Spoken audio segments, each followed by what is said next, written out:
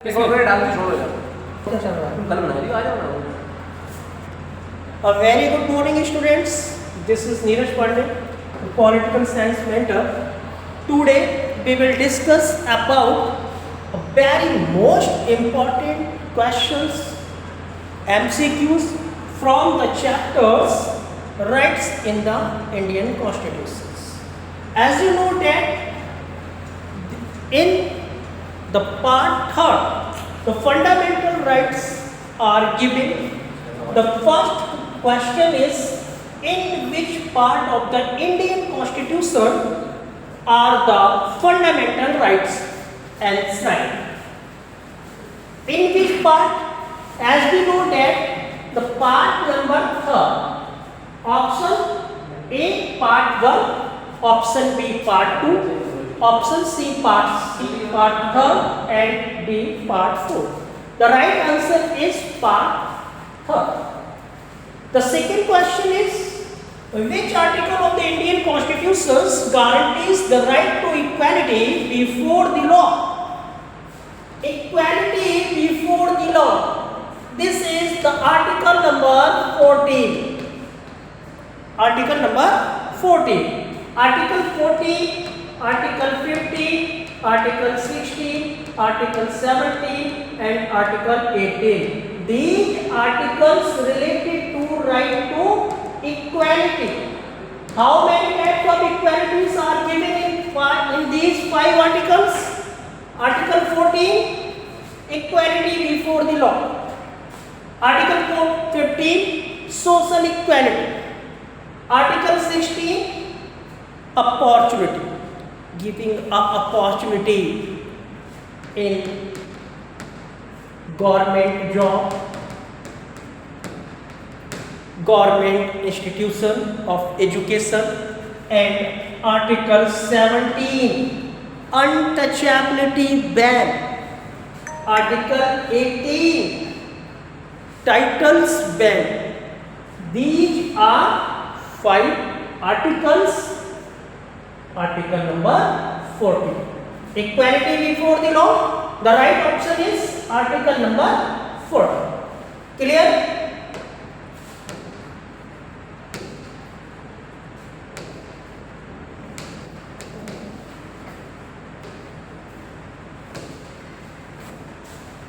Question number 3 is, how many fundamental rights are originally provided by the Indian Constitution? Questions को ध्यान से देखिए. Option 2 होंगे, बच्चे कंफ्यूजन में होंगे, 6 and 7.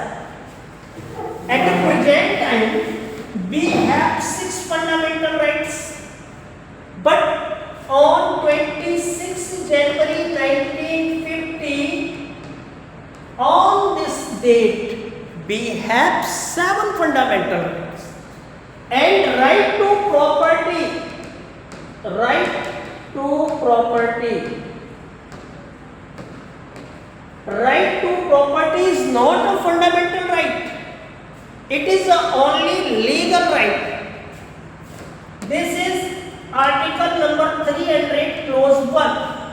The question is, originally means जब कॉन्स्टिट्यूशन बना उस टाइम पर इंडियन सिटीजन्स के पास पूछ रहा है कि कितने फंडामेंटल राइट्स हैं.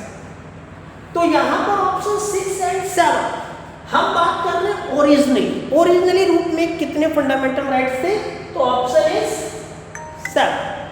अगर यहीं पर क्वेश्चन ओरिजिनली वर्ड नहीं लिखा होता कि कितने फंडामेंटल राइट्स आज हैं, तो ऑप्शन 6. किस अमेंडमेंट के थ्रू राइट टू प्रॉपर्टी को फंडामेंटल राइट से हटा दिया गया, रिमूव कर दिया गया? तो 44th अमेंडमेंट. कौन सा अमेंडमेंट? 44 अमेंडमेंट के through right to property fundamental right से बाहर हो गया और अब ये legal right. Next question 4, which of the following rights is referred to as the heart and soul of the Constitution? This is a very important line. Who gave the slogan, who gave the line, heart and soul of the constitution.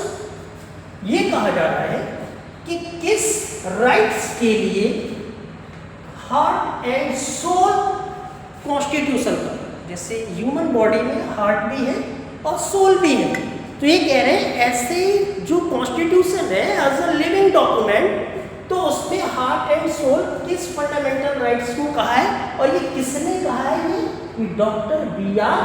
Ambedkar, who was the chairman of drafting committee, और total drafting committee में 7 members थे। तो ये कहा गया, option दिए गए हैं, right to freedom of religion, wrong, right to equality, wrong, right to constitutional remedies, it is the correct option.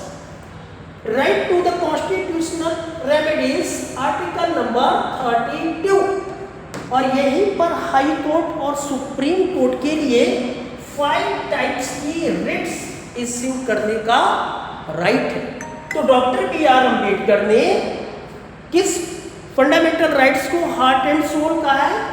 Right to constitutional remedies. तो क्वेश्चन था, and question 4 and question number 5, which writ is issued by a high court और supreme court? अभी हमने पिछले question में ये जिक्र किया, आर्टिकल नंबर 32, सुप्रीम कोर्ट को ये पावर होती है रिट जारी करने की, और यहाँ पर क्वेश्चन लिखा हुआ है हाई कोर्ट और सुप्रीम कोर्ट। अगर सुप्रीम कोर्ट ये रिट जारी करता है तो वो आर्टिकल नंबर 32, और यदि अगर कोई स्टेट हो और उसका हाई कोर्ट अगर कोई भी रिट जारी करेगा तो वो आर्टिकल नंबर 226। तो ये कह रहे हैं कि एक हाई कोर्ट और सुप्रीम कोर्ट के द्वारा एक ऐसी रिट जो to secure the release of a person who has been detained unlawfully, means अगर कभी किसी भी व्यक्ति को अनलॉफुली अरेस्ट किया जाए, जिसको कहते हैं इलीगल तरीके से अगर किसी को अरेस्ट किया गया है, तो उस सिचुएशन में हाई कोर्ट और सुप्रीम कोर्ट कौन सी रिट्स इशू करें? Mandamus, habeas corpus, quo warranto and certiorari. तो the right option is habeas corpus. क्या कहा गया है? क्लास में हम लोगों ने डिस्कस किया है। हेबियस कॉर्पस का मतलब ये होता है कि यदि किसी भी पर्सन्स को पुलिस अनलॉफुली अरेस्ट करती है, तो भी देखिएगा यहाँ पर ये चीज बताई गई है कि with in 24 hours, with in 24 hours उस पर्सन्स के लिए जो नियरेस्ट कोर्ट है आपके, नियरेस्ट कोर्ट का मतलब जो आपके बराबर में कोर्ट है, उसको वहां पर क्या करना पड़ेगा? कोर्ट में पेश करना पड़ेगा। उसी रिट को हम कहते हैं habeas corpus. Clear? And question number 6, question number 6, which of the following is not a fundamental right